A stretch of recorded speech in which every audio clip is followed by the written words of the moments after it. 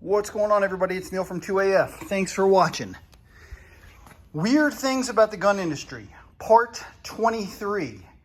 Man, I've been meaning to make this specific video for a while.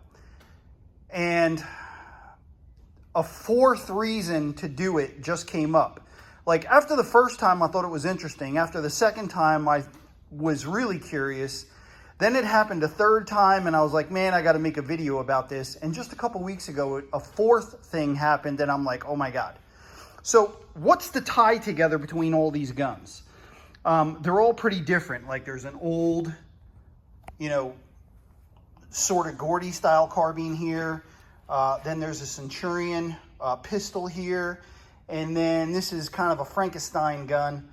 But really the thing that ties all these together is that they're 12.5-inch barrels. So 12.5-inch barrels are a common barrel length for an AR-15, but they are probably the least common of the common barrel lengths. Now, to me, like, the common barrel lengths for 5.56 ARs are 10.3, 10.5. I kind of put those in the same category. 11.5, 12.5, 14.5, 16, and then 18 and 20. Of course, there are other barrel lengths included, as you know, to include the newer 13.7, 13.9 barrel length, right? But that's kind of newish. But out of all those barrel lengths, I would say probably the least common of them is the 12.5. And what makes that fit into a weird thing about the gun industry is this. 4 different times, and this is spanning over years. To go back to the first time this kind of caught my curiosity, John Noveske was still alive. I will try to find the examples and splice them in here if I can. But basically, so John Noveske did a print interview. So this was never on video that I know of, but it was a printed interview. And he said that his preferred barrel length was 12.5. Now, I really should qualify this. I don't want to be putting words in anybody's mouth. And, by the fact that this is a Noveske interview with John, will date how far this is going back. So I could certainly remember this wrong. And maybe some of the people I'm going to mention, maybe their minds have changed. But over the years, I have definitely heard these people say this. So the first one, of course, John Noveske, print interview. What's your favorite barrel length? He mentions 12.5, right? Fast forward, I would say a few years from that, and I'm watching an interview with Jim Hodge. Same question gets asked. What's your favorite barrel length? And I swear I remember him saying 12.5. The 12.5 is kind of what I'm known for in other circles. And I've only had 3-4 contracts that were not 12.5 out of all the other contracts we've had. And if I had to pick one, that would be it. Fast forward again another few years, watching an interview with Mike from Sons of Liberty Gunwork. What's your favorite barrel length? He says, I like 12.5. Let's see here. Would be interesting to hear your individual favorite rifle specs and optics and why.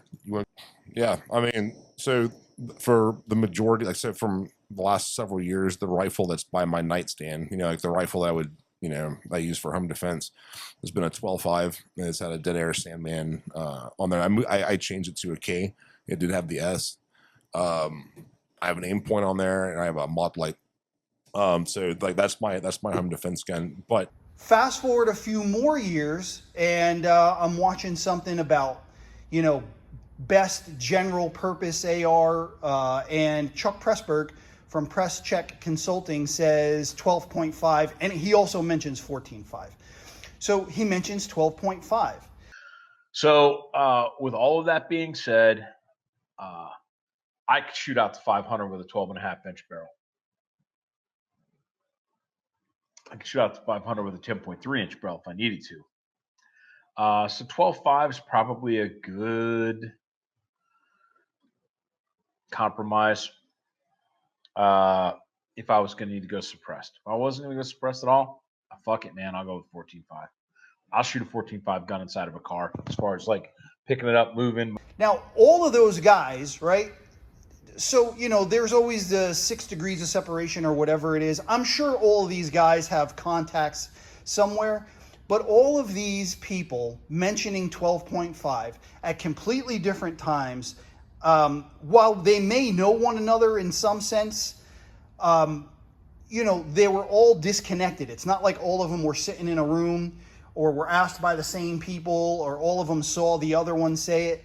This is all kind of 4 separate instances in where guys are like, man, and by the way, these are guys who I would consider, you know, I'm not hero worshiping anybody by any means, but all 4 of those people, when they start talking about AR-15s in one sense or another, like I'm always like, I want to check this out. I want to see what that person has to say, because all of them, you know, John Noveski, known for, if more than anything, probably barrels for the AR-15.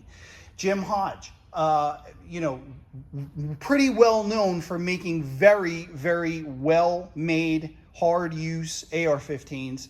Same thing, Mike from Sons of Liberty Gunworks, same thing. I mean, if there's a list of people who are tuned in to how these guns are working and what they do and how they work, I mean, he would have to be on that list somewhere. And then Chuck Pressburg, if there was a list of people who have practical knowledge and experience using these guns in other than, you know, just range or competitive settings, and again, another guy who's got to be on that list. So all 4 of these guys, for different reasons, all mentioning that 12.5 is one of their favorite barrel lengths. And yet 12.5-inch barreled ARs are one of the least popular barrel lengths there is. I think after this video, after me realizing this, at 2EF, we're going to try and start suggesting and making and offering more 12.5-inch builds. But in any case, I mean, you can see how versatile they are. And I can tell you, I have shot all of these guns quite a bit. And for me, when I'm shooting a 12.5, I really don't notice a difference over an 11.5, but I do definitely notice a difference when I move up to a 14.5. That's definitely a longer gun. Between 12.5 and 11.5, I got to be honest, I don't really know the difference most of the time. Everything you like about 11.5 over 10.3 or 10.5 just gets better with a 12.5. More bullet velocity, more dwell time. So everything that you think 11.5 is better than 12.5, it gets even better. I'm sorry. Everything that you like about 11.5 over 10.3 and 10.5 just gets better with 12.5. And like I said, for me, I don't even notice a difference when I'm shooting 11.5 or 12.5. You can set these guns up in a lot of different ways. Obviously, this is like old school. You know, I'm not saying get this gun as your general purpose carbine, although truth be told, you could do a lot worse. This is just old, you know, nothing necessarily wrong with it, but there's better tech out there today. This is a great example of a 12.5-inch gun. That would be a general purpose gun. Got red dot with magnifier. This gun is not just capable of shooting in close. You can get out there a little bit. And then to take that a little bit further, this one here, set up with the can and low power variable. I have had this specific gun out at scoped carbine class, I think Kyle DeFore class. And man, shooting at 700 yards at BC size steel, that's reduced size IPSC steel at 700 yards. Honestly, once I got my drop, once I knew where to hold out at 700, you didn't miss. I was like, I had my hold. I took the shot, hit. I was like, all right, let me try and go 3 for 3. Took another shot, hit. Took another shot, hit. All right, let me try and go 5 for 5. Took 2 more shots, hit. Okay, let me try and go 7 for 7. 2 more shots, hit. And at that point, it's like, fuck, it's on, man. So granted, you know, this is not the ideal gun for 700-yard shootings. The day that I was doing that, it was pretty ideal conditions, shooting from prone, daylight, no sun. I'm sorry, no real, no rain or any other modifiers like that. It was pretty easy. So this is not the ideal gun for shooting at 700 yards, but it's capable. So man, why is 12.5 not more popular? I have no idea.